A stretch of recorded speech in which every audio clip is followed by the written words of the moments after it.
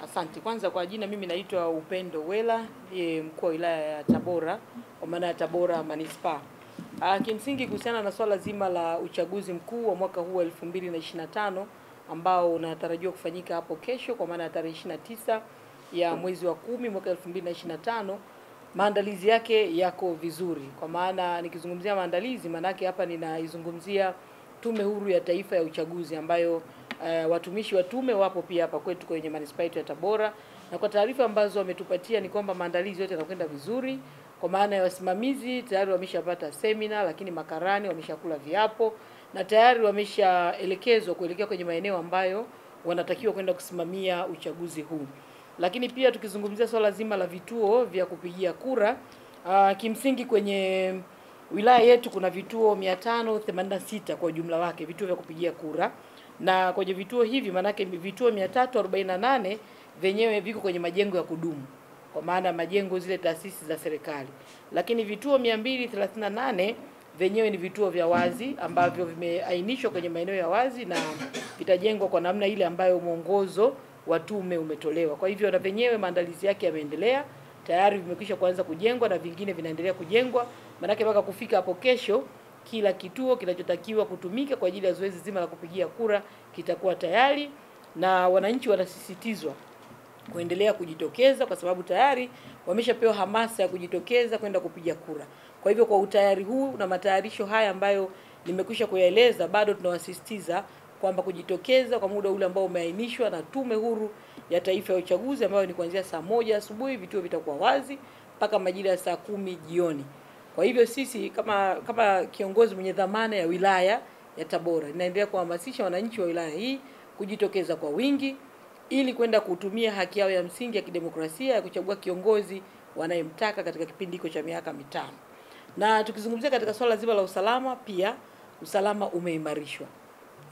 Tukizungumza na vyombo vyetu vya usalama katika ngazi ya wilaya, kila mmoja amejipanga katika eneo lake kuhakikisha kwamba wananchi wote wanatoka katika hali ya amani, wanakwenda kupiga kura na wanarudi katika maeneo yao katika hali ya amani na utulivu. Na mpaka sasa hivi ninavyozungumza ni kwamba hali ni shwari na kila mtu anaendelea na majukumu yake. Kwa hivyo na kesho vivyo hivyo tunawasisitiza wananchi watoke, waende wakapiga kura kwa sababu usalama umeimarishwa katika maeneo yote. Na baada ya hapo basi ni vyema warudi kwenda kusubiria sasa matokeo pale yatakokuwa tayari muda umekamilika, vituo vimefungwa, na yatakapohesabiwa basi yataweza kubandikwa na wanaweza kurudi kwenda kuangalia matokeo, lakini wakishapiga vizuri warudi wakaenda kutulia manyumbani. Tukizungumzia idadi ya wapiga kura kwa maana kwenye wilaya yetu ama kwenye manispaa yetu ya Tabora, kwa ujumla wapiga kura waliojiandikisha ni 220,740 kwa ujumla wake. Kwa maana hiyo idadi hii manake sasa imegawanywa kwenye kata mbalimbali, na kama tunavyojua tuna kata 29.